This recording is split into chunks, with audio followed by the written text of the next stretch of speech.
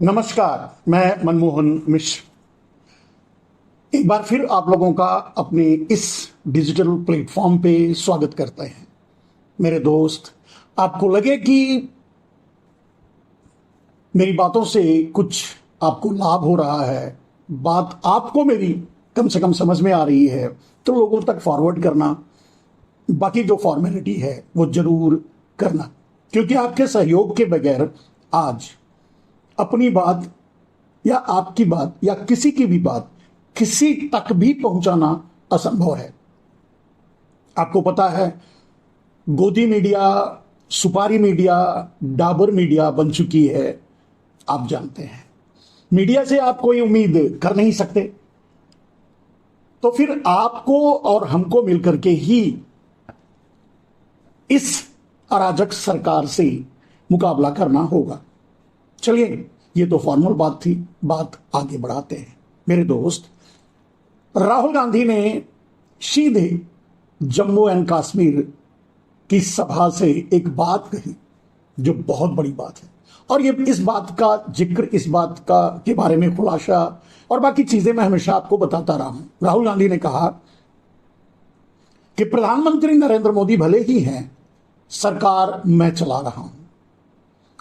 ये राहुल गांधी का आत्मविश्वास बोल रहा है। अब उन्हें पूरी तरह से अपने आप पे भरोसा हो चुका है, अपनी राजनीति पे भरोसा हो चुका है, अपने निर्णयों पर भरोसा हो चुका है, और सिर्फ यही नहीं, अपनी वाणी पर भी राहुल गांधी को पूरा भरोसा हो चुका है। इसलिए इस तरह की बातें करते हैं। अब बात थोड़ा इससे आगे अगर बढ़कर देखा जाए तो धीरे धीरे बात समझ में आ रही है कि देश कैसे चल रहा है और देश कौन चला रहा है। राहुल गांधी ने यह बात कही कि सरकार वो चला रहे हैं। उनके कहने का अर्थ यह है कि वो इस तरह से माहौल तैयार कर दे रहे हैं कि नरेंद्र मोदी को मजबूरन वही फैसले करने पड़ रहे हैं जो राहुल गांधी चाहते हैं या करवाना चाहते हैं या करना चाहते हैं। और राहुल गांधी का मतलब तो यह था, लेकिन सचमुच आज देश की सरकार कौन चला रहा है, कैसे चल रही है? आपका प्रधानमंत्री व्यापारी, गुजराती व्यापारी, ये उन्होंने कहा, मैं नहीं कह रहा हूं। गुजराती और खून में व्यापार यानी व्यापारी, तो गुजराती और व्यापारी आपका प्रधानमंत्री है। एक व्यापारी जो कर सकता है, जो करता है, वही नरेंद्र मोदी कर रहे हैं, सरकार नहीं चला रहे हैं। अब सरकार के बारे में समझने के लिए आपको ध्यान से नरेंद्र मोदी के इन 10 सालों की करतूतों को देखना पड़ेगा, और उससे जो निकल करके चित्र सामने आ रहा है, जब उस पर नजर डालेंगे तो आपको समझ में आ जाएगा कि सरकार कौन चला रहा है और आज भारत की स्थिति क्या है राजनीतिक रूप से। मेरे दोस्त, मैं समझता हूं कि 1947 के बाद राजे रजवाड़ों का युग खत्म हो चुका था। उनकी सत्ता उनके छोटे छोटे रियासतों को मिलाकर के एक देश बना जिसे हम भारत कहते हैं। और इस भारत देश में उसके बाद कैसे कैसे और क्या क्या परिवर्तन हुए, कितने संघर्ष करने पड़े, कितना प्रयास और परिश्रम करना पड़ा, जो हम आज विकास की लाइन पर यहां तक पहुंचे।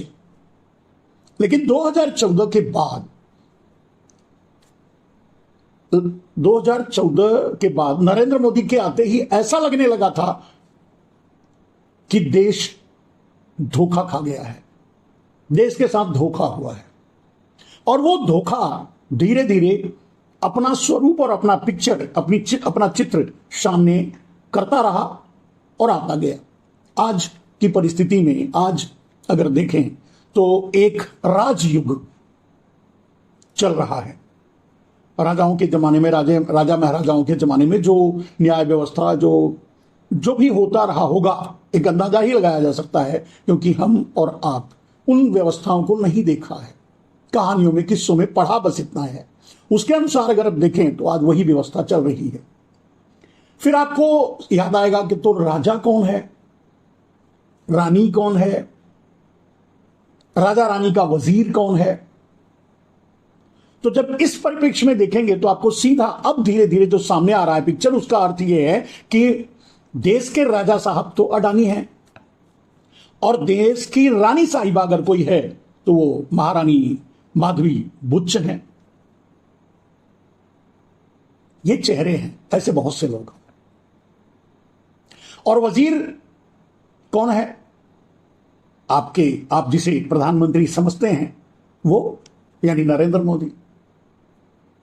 व्यवस्था आप समझ गए, यानी सारा आदेश, सब कुछ जो चल रहा है देश में हो रहा है, वो सब कुछ महाराजा अडानी के कहने पर हो रहा है, उनके लिए हो रहा है। और महारानी माधवी बुच जैसे लोग अडानी के सहयोगी हैं, मिलजुल कर जो कर रहे हैं, आप देख रहे हैं सामने। और जिस विधा से राजा अडानी बने हैं, उस विधा की चीफ जो है माधवी बुच है। जोड़ी बिल्कुल अच्छी है, साफ भी है। और वजीर, जिसको आप जानते हैं व्यापारी के रूप में, वो तो कई बार कह चुके हैं कि मैं तो चौकीदार हूं या मैं व्यापारी हूं, मेरे खून में व्यापार है, वगैरह वगैरह। वो मैं गुजराती हूं। प्रधानमंत्री उन्होंने नहीं कहा कि मैं प्रधानमंत्री हूं, और ना ही उन्होंने प्रधानमंत्री जैसा कोई काम इन 10 सालों में किया है। अपने तुगलकी फरमानों से देश को मुसीबत में डाला है, लोगों की जान जोखिम में डाला है, लोगों को मरने के लिए मजबूर किया है और लोग मरे हैं। एक राजा तो नहीं कर सकता ऐसा, मतलब एक प्रधानमंत्री तो नहीं कर सकता ऐसा, वजीर कर सकता है राजा के आदेश पर, और वही स्थिति है। अब इसे राहुल गांधी ने एक व्याख्या की थी, और राहुल गांधी पवन खेरा ने प्रेस कॉन्फ्रेंस में व्याख्या करने की कोशिश की, चित्र सामने आपके और देश के सामने लाने की कोशिश की कि खिलाड़ी कोई है, और इस शतरंज की विषाद पे ये अडानी, माधवी, आईसीआईसीआई या दूसरे और जो ऑर्गेनाइजेशंस जुड़े हुए हैं जिनके इंटरेस्ट इन घोटालों में सामने आ रहे हैं, वो सब प्यादे हैं, वजीर हैं।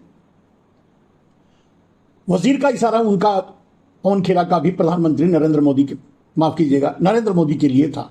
वो तो प्रधानमंत्री खुद को नहीं मानते, तो हम कैसे कह सकते हैं उन्हें प्रधानमंत्री। नरेंद्र मोदी के लिए था। तो अब अगर इसे शतरंज की विषाद के रूप में देखा जाए तो आपको यह समझना पड़ेगा तो खिलाड़ी कौन है भाई इस चौरस पर। इस शतरंज की टेबल पे 2 खिलाड़ी भी तो होंगे। 2 खिलाड़ी कौन है? जब इसको आप समझने की कोशिश करेंगे तो आपको सीधा दिखेगा कि एक तरफ राहुल गांधी बैठे हैं, खेल रहे हैं, और दूसरी तरफ बिना लाग लपेट के आप भी मान लेंगे कि आरएसएस बैठा है और खेल रहा है। खिलाड़ी 2 हैं, एक राहुल गांधी यानी कांग्रेस यानी इंडिया गठबंधन, और दूसरा आरएसएस। खिलाड़ी ये दोनों हैं, बाकी तो सब मोहरे हैं, वजीर हैं मोदी जी, और इन दोनों में खेल चल रहा है। इस समय सह और मात का खेल चल रहा है मेरे दोस्त। और यह भी आपको अब समझने में कोई, मैं समझता हूं, कोई तकलीफ नहीं होगी, कोई संशय नहीं रहेगा कि राहुल गांधी शह और मात दोनों दे चुके हैं, यानी चेक एंड मैट। अब कोई मूव करने की पोजीशन में आरएसएस नहीं है, यानी वो अब अपने वजीर, राजा और रानी किसी को बचाने की पोजीशन में आरएसएस नहीं है। और वैसे भी अगर आरएसएस की निगाह से देखा जाए, आरएसएस के परिप्रेक्ष्य में देखा जाए, तो आरएसएस खुद भी अपने वजीर, अपने राजा रानी से तंग आ चुका है। उनकी लूट से, उनके गुजरातवाद से तंग आ चुका है, परेशान हो चुका है, और ये कह सकते हैं आश्चर्य हुआ है उसको भी, वो भी शॉक्ड है, वो भी सोच रहा है यार ये तो लुटेरे हैं, पूरा देश लूट करके अडानी को दे रहे हैं, राजा की झोली भर रहे हैं। वजीर के रूप में अगर नरेंद्र मोदी को आरएसएस ने आगे किया तो उसे भी धोखा हुआ है। और सिर्फ उसे ही नहीं, भारतीय जनता पार्टी को भी धोखा हुआ है। और अब तो जब चिकन मैट की कंडीशन आ गई है, माने अब आरएसएस मूव ही नहीं कर सकता, यानी न राजा को बचा सकता है, न रानी को बचा सकता है, ना ही वजीर यानी आपके प्रधानमंत्री को बचा सकता है, यानी माफ कीजिएगा मोदी को बचा सकता है। अब तो यह है कि इस हार को स्वीकार करके आरएसएस राहुल गांधी के सामने इस हार को स्वीकार करके अगले खेल की शुरुआत करे तो ही बेहतर है। और आरएसएस इस बात को समझ चुका है कि इसके अलावा कोई रास्ता नहीं है, इस खेल को डिक्लेयर ही कर देना है, इस खेल में हार ही मान लेनी है, ये आरएसएस जान चुका है और उसकी तैयारी भी कर चुका है। अब आरएसएस की तरफ से मीटिंग हुई पालघाट में, जो फैसला आया, अंदर की बात, नरेंद्र मोदी को सीधे कह दिया गया है कि आपको मार्गदर्शक मंडल में जाना ही पड़ेगा, वरना आरएसएस खुल के सामने अभियान चलाएगा आपके खिलाफ। यह आरएसएस कह चुका है। बदले में नरेंद्र मोदी मोहन भागवत को हाउस अरेस्ट करने की कोशिश भी कर चुके हैं, या कर चुके हैं, यह भी समझ सकते हो। तो ये युद्ध इस हद तक आगे बढ़ चुका है। आरएसएस यानी एक प्लेयर और राहुल गांधी यानी दूसरे प्लेयर। तो इसमें जीत राहुल गांधी की हो चुकी है, राहुल गांधी विजयी हो चुके हैं और इस बात को आरएसएस भी मान चुका है। आरएसएस भी स्वीकार कर चुका है कि इस बार तो प्रधानमंत्री राहुल गांधी को बनने दिया जाए, बाद में किसी और को आगे करके, कोई और तिकड़म करके, कोई और देश में दंगे फैलवा करके, कोई और घटनाओं दुर्घटनाओं से, साजिशों से फिर से सत्ता हासिल करने की किसी और नए चेहरे के साथ कोशिश की जाएगी। ये इस बात पे अब आ चुका है आरएसएस, यानी अब गेम डिक्लेयर कर चुका है एक तरह से कि Rahul Gandhi is the winner. यानी आरएसएस का राजा रानी प्यादा सब पिट गए, सब खत्म हो गए, खेल खत्म हो गया, चौरस बंद। यानी शतरंज की ये विसात तो राहुल गांधी जीत चुके हैं और ये बात राहुल गांधी भी जानते हैं और ये बात आरएसएस भी जानता है। और इसीलिए आरएसएस बाहर निकलकर अपने आप को, अपने फ्यूचर को और भारतीय जनता पार्टी को बचाने के लिए यह बात कहता है कि जातिगत जनगणना होनी चाहिए, इसमें बुराई नहीं है। यह एक खिलाड़ी यानी आरएसएस की हार का परिणाम है और यह नरेंद्र मोदी की गुजरातवादी यानी अडानीवादी नीतियों का दुष्परिणाम है। यह नरेंद्र मोदी के इन 10 साल के कुकर्मों का फल है। दोनों हाथों से जिस तरह से नरेंद्र मोदी देश को लूटा और पहले का लूटा हुआ माल, काला धन अंडरग्राउंड करके देश को खरीदने की कोशिश की और खरीद करके अपने राजा रानी यानी अपने अडानी को दिया, ये बात अब नंगी हो चुकी है। यह बात बीजेपी, जितना कांग्रेस इस बात को सीरियसली नहीं ले रहा है, उससे ज्यादा भारतीय जनता पार्टी इस बात को सीरियसली ले रही है कि मोदी तो लुटेरा है और लूट करके अपने अडानी को दे डाला या कुछ गुजराती माफियाओं को दे रहा है, दे डाला। इस तरह से देश तो गुलाम हो जाएगा, किसी का भी गुलाम हो, गुलाम ही होगा। जो व्यवस्था आगे होगी उसमें एक आदमी, हर आदमी, 180 करोड़ जनता सिर्फ मजदूर होगी और गुलामी करेगी। उस व्यवस्था पर बात करेंगे तो वीडियो लंबा हो जाएगा। आज की बात सीधी राजा रानी के खात्मे की। राजा रानी वजीर सब मिट गए, सब गए। नरेंद्र मोदी तो भागे भागे फिर रहे हैं। आरएसएस इस समय, बीजेपी इस समय हिम्मत नहीं कर पा रही है कि नरेंद्र मोदी को आगे करके चुनाव लड़े, आगे चुनाव प्रचार में उतारे। हरियाणा का हाल आपने देख लिया, विनेश फोगाट और बजरंग पुनिया, ये 2 लोग ही काफी हैं भारतीय जनता पार्टी को रसातल में पहुंचाने के लिए, और वो लगभग कांग्रेस ज्वाइन कर चुके हैं। कहां से चुनाव लड़ेंगे, कैसे लड़ेंगे, ये बात की बात है।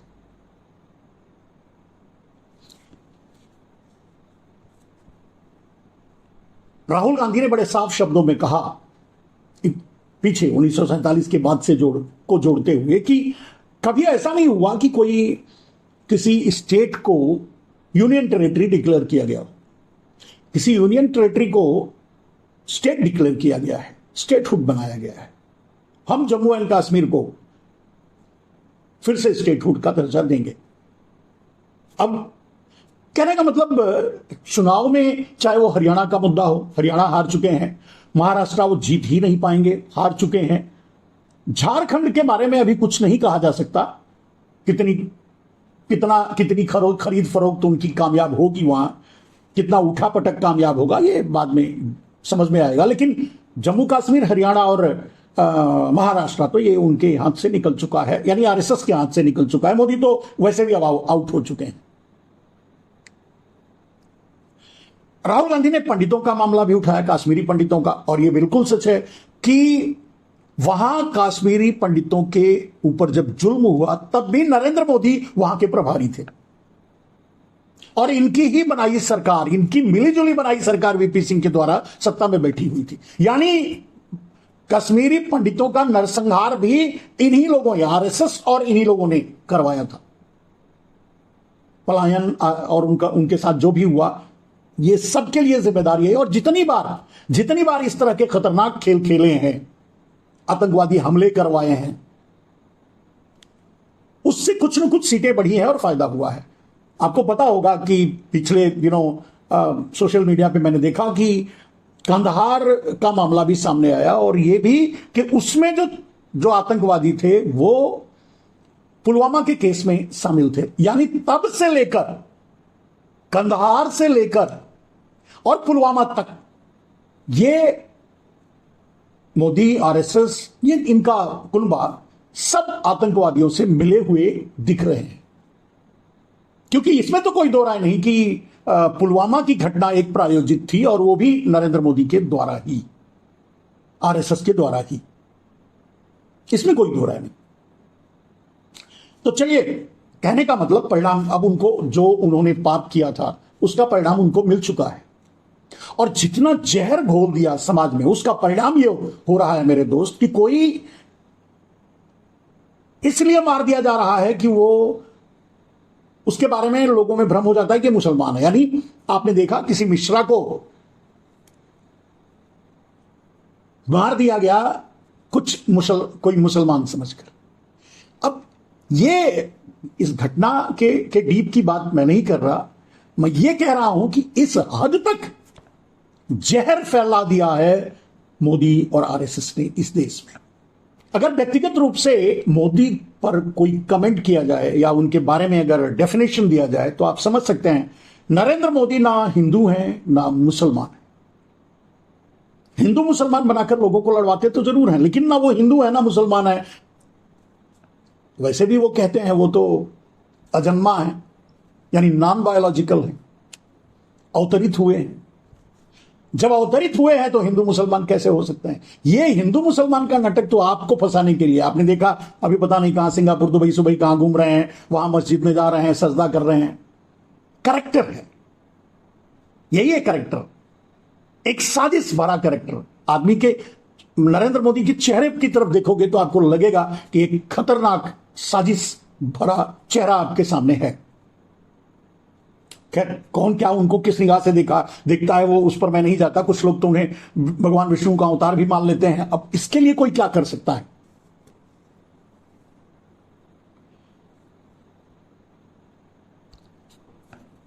मेरे दोस्त, लेकिन एक बात आपको समझनी पड़ेगी कि नरेंद्र मोदी का कार्यकाल अब खत्म हो चुका है। आपको यह जानकारी मिल चुकी होगी सोशल मीडिया के द्वारा कि इनकी दोनों बैसाखियां टूट चुकी हैं। नीतीश गेम कर चुके हैं, डिक्लेयर कभी भी हो सकता है। नरेंद्र मोदी प्रधानमंत्री के रूप में भारत से बाहर गए हैं, पता नहीं कहीं घूमने के लिए। सोच रहे हैं कि चलो जाते जाते कम से कम कुछ तो घूम लिया जाए। और नरेंद्र मोदी ने एक बात कही थी किसी मंच से ही, बड़े मंच से, कि गुजराती घुमक्कड़ होते हैं, वो तो उनका खाखरा और झोला तैयार रहता है कहीं भी घूमने के लिए। और वही नरेंद्र मोदी किए हैं इन 10 सालों में। अपने मन की बात और अपने मन की मुराद, यानी जो उनके इच्छा थे कि 10 लाख का सूट पहन लो, हर घंटे में 2-2 कपड़े बदल लो, अय्यासी कर लो, ये रख लो, ये महंगा सामान, वो महंगा सामान, ये महंगी गाड़ी, ये महंगा बंगला, सब कुछ नरेंद्र मोदी अय्यासी वाले आयाम को भोग चुके हैं और उसी के लिए अभी भी घूम रहे हैं। गए तो है, मैंने यही कह रहा था कि गए तो है प्रधानमंत्री के रूप में, आएंगे नरेंद्र मोदी के रूप में। मुझे तो ऐसा ही लगता है, ऐसी ही परिस्थितियां भारत में बन रही हैं। इनकी company PM Modi and company तो फेल हो चुकी है, दिवालिया हो चुकी है, डिसॉल्व हो चुकी है, बैसाखी टूट चुकी है। राजा रानी कभी भी गिरफ्तार हो सकते हैं, पकड़े जा सकते हैं। अब स्थिति बस इतनी है कि नरेंद्र मोदी मार्गदर्शक मंडल में जाएं या कहीं और, यह उनकी चॉइस है, वो कहां जाएंगे। लेकिन प्रधानमंत्री तो किसी भी कीमत पे नहीं रहेंगे।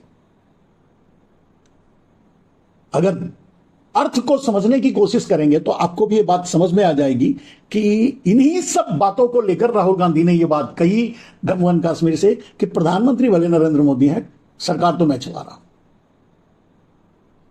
फिलहाल मेरे दोस्त, जितने जल्दी इस दुरात्मा से देश को छुटकारा मिल जाए उतना ही अच्छा होगा, क्योंकि ये देश के 80 करोड़ लोग कब तक 5 किलो अनाज की लाइन में खड़े रहेंगे। शिक्षा व्यवस्था, किसानों की व्यवस्था, बेरोजगारी, महंगाई, गरीबी, भूखमरी, कितना ये देश बर्दाश्त करेगा। लूट करके अकेले अडानी को देना, सब लूट लेना। रेल, रोड, बिजली, पानी, सीमेंट, कोयला, इंफ्रास्ट्रक्चर, सब कुछ अडानी के यानी अपने राजा के हवाले कर देना। मैं नहीं समझता कि नरेंद्र मोदी का अपराध इस लेवल का है कि महाराष्ट्र में हाथ जोड़कर पैर पड़कर माफी मांगने से काम चल पाएगा। वैसे महाराष्ट्र में शिवाजी की मूर्ति के गिरने पर उन्होंने माफी मांगी थी, हाथ जोड़कर, पैर पड़कर, चरणों में गिरकर, वगैरह वगैरह। लेकिन ये उस माफी को जब आप ध्यान से सुनेंगे तो आपको समझ में आएगा कि नरेंद्र मोदी ने अब तक जो पाप किया है उन सारे पापों के लिए माफी मांग रहे थे और उन्हें पता है कि उन्होंने क्या क्या पाप किया है। लेकिन यह भी सच है कि उन्हें किसी भी कीमत पे माफी नहीं मिल सकती, नहीं मिलेगी, सजा मिलेगी।